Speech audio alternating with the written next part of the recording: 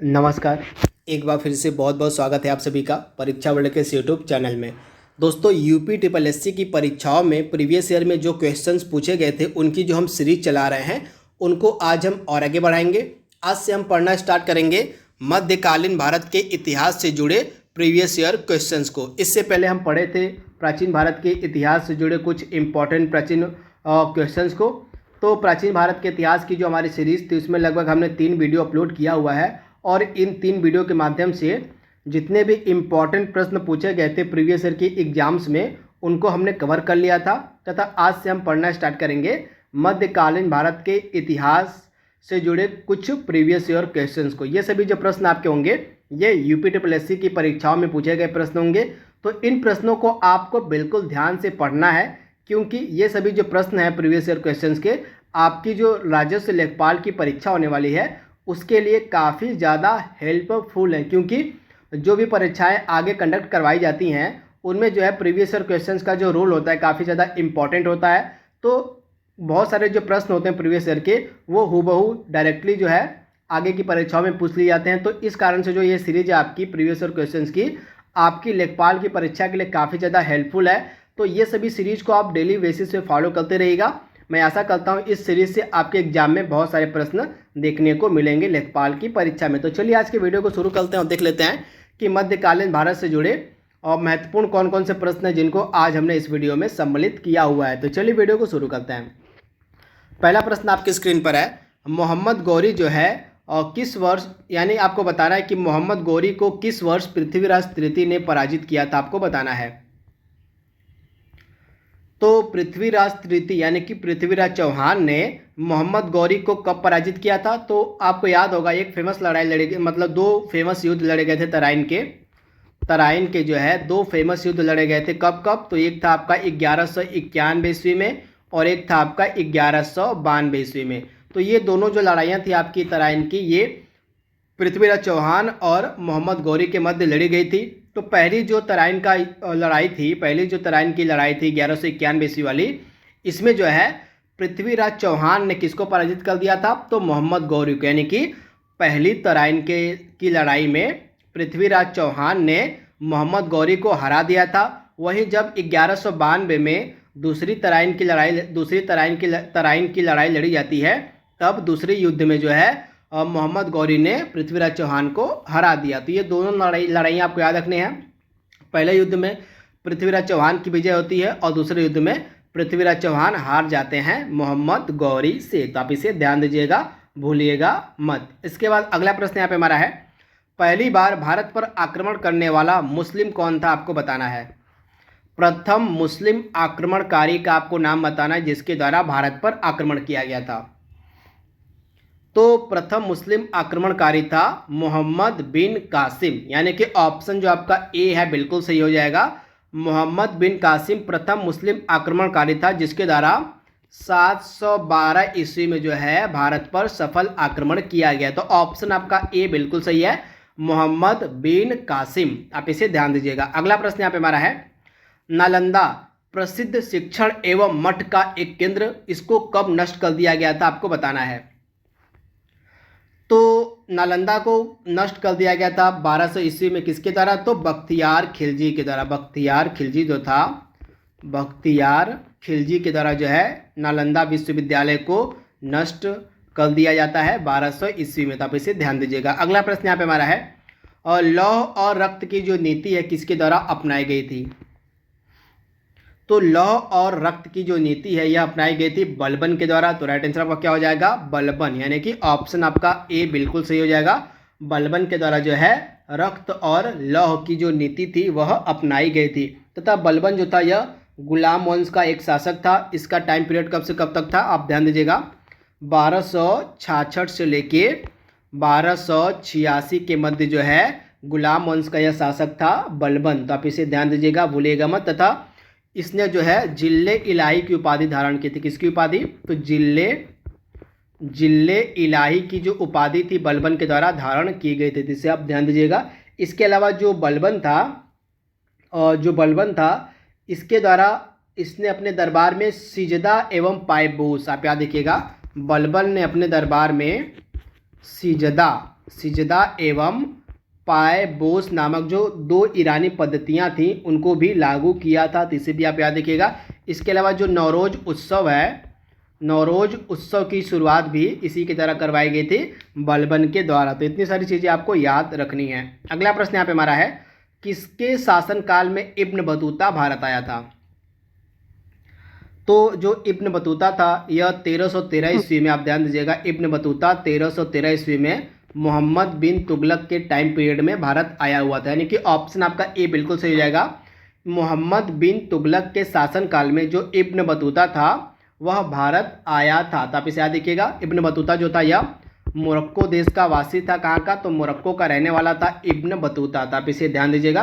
तथा इसका एक प्रसिद्ध यात्रा वृत्तांत जिसको हम रेहला के नाम से जानते हैं, रेहला जो है इब्न बतूता का एक फेमस यात्रा वृत्तांत है। तो आप इसे ध्यान दीजिएगा। तथा यह 1313 ईस्वी में मोहम्मद बिन तुगलक के शासनकाल में भारत आया था। अगला प्रश्न यहाँ पे हमारा है, भारत पर तैमूर लंग ने जो है किस वर्ष आक्रमण किया?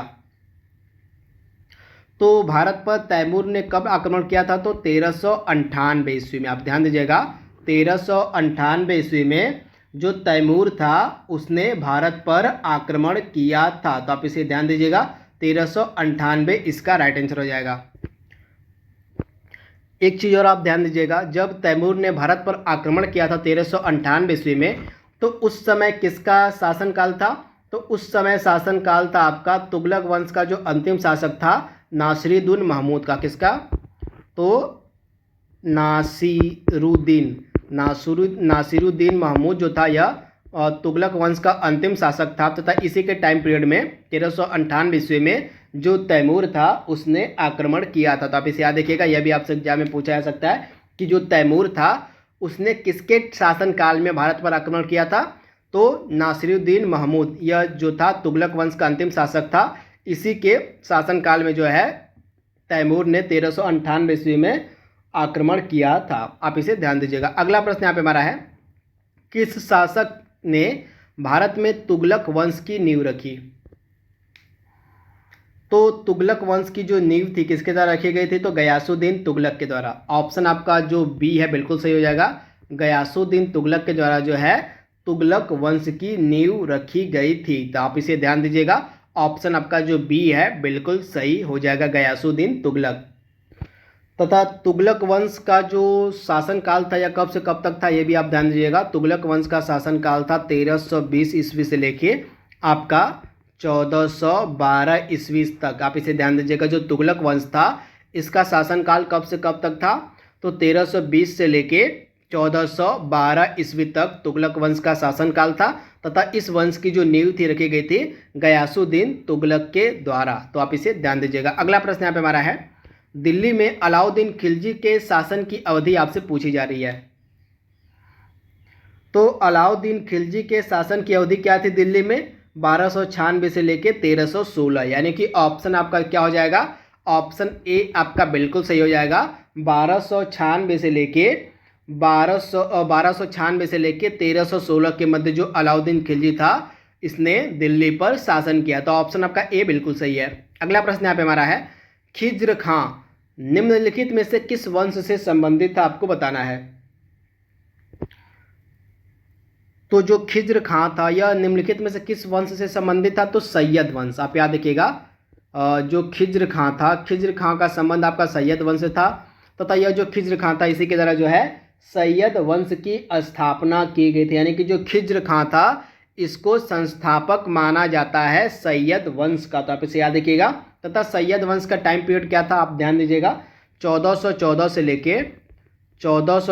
लेके 1451 के मध्य जो सैयद वंश था इसने शासन किया था। तो आप इसे याद रखिएगा। तथा इसकी स्थापना खिज्र खां के द्वारा की गई थी। अगला प्रश्न यहाँ पे हमारा है, अमीर खुसरो जिन्हें कव्वाली का पिता एवं भारत का तोता भी कहा जाता है किसके दरबार में दरबारी कवि थे?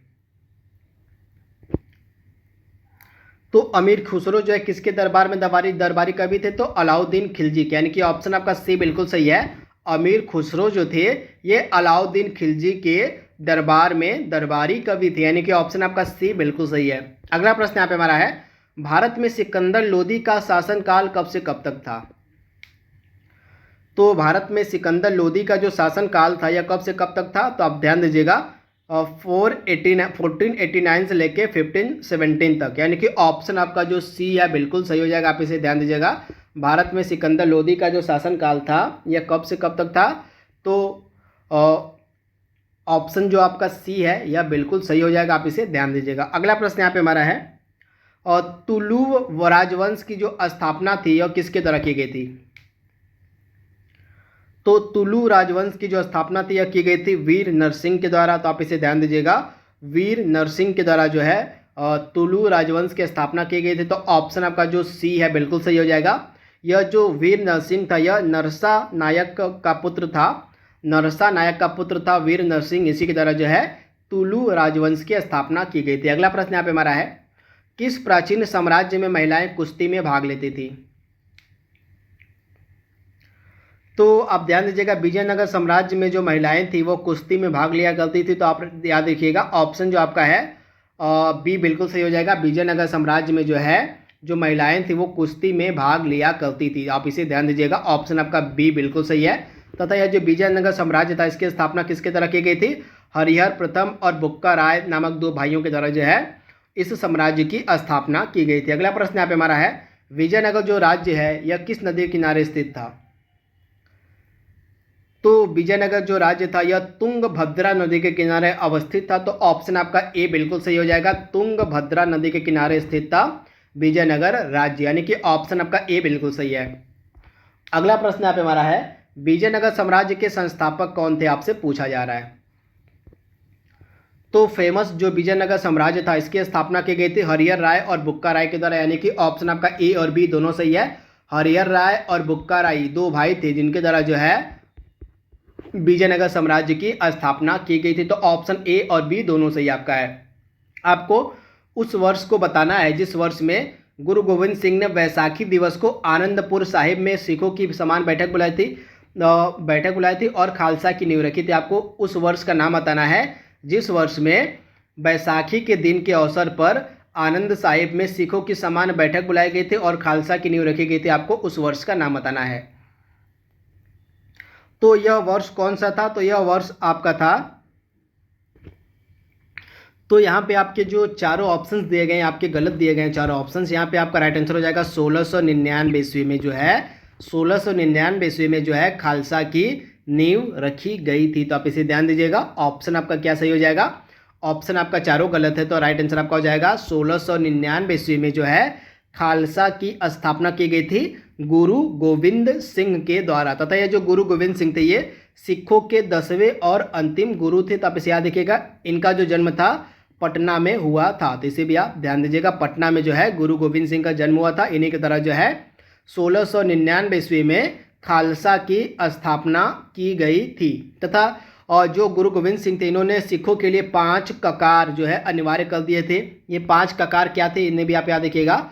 सिखों के लिए जो 5 ककार थे गुरु गोविंद सिंह ने अनिवार्य कर दिए थे। इन 5 ककार में आपको लेगा केस, कंघा, कृपाण, कच्छा, कड़ा। एक बार मैं फिर से आपको रिपीट कर दे रहा हूँ, केस, कंघा, कृपाण, कच्छा, कड़ा, ये 5 जो ककार थे इनको सिखों के लिए अनिवार्य कर दिया गया था गुरु गोविंद सिंह के द्वारा। अगला प्रश्न यहाँ पे हमारा है, 10वें या आखिरी सिख गुरु कौन थे आपको बताना है। तो 10वें या आखिरी सिख गुरु थे आपके गुरु गोविंद सिंह, यानी कि ऑप्शन आपका जो हो जाएगा सी बिल्कुल सही है। गुरु गोविंद सिंह जो थे ये सिखों के 10वें और आखिरी गुरु थे, यानी कि ऑप्शन आपका जो सी है बिल्कुल सही हो जाएगा। आप इसे ध्यान दीजिएगा। अगला प्रश्न यहाँ पे हमारा है, लंगर की जो परंपरा थी यह किसने प्रारंभ की थी। तो लंगर की जो परंपरा थी यह किसके द्वारा प्रारंभ की गई थी, तो आप ध्यान दीजिएगा, लंगर की परंपरा प्रारंभ की गई थी गुरु नानक देव के द्वारा, यानी कि ऑप्शन आपका ए बिल्कुल सही हो जाएगा। गुरु नानक देव के द्वारा जो है लंगर की परंपरा को प्रारंभ किया गया था। लंगर का मतलब होता है निःशुल्क भोजन से। तो आप इसे ध्यान दीजिएगा। अगला प्रश्न यहाँ पे हमारा है, किस सिख गुरु ने आदि ग्रंथ को संकलित किया है।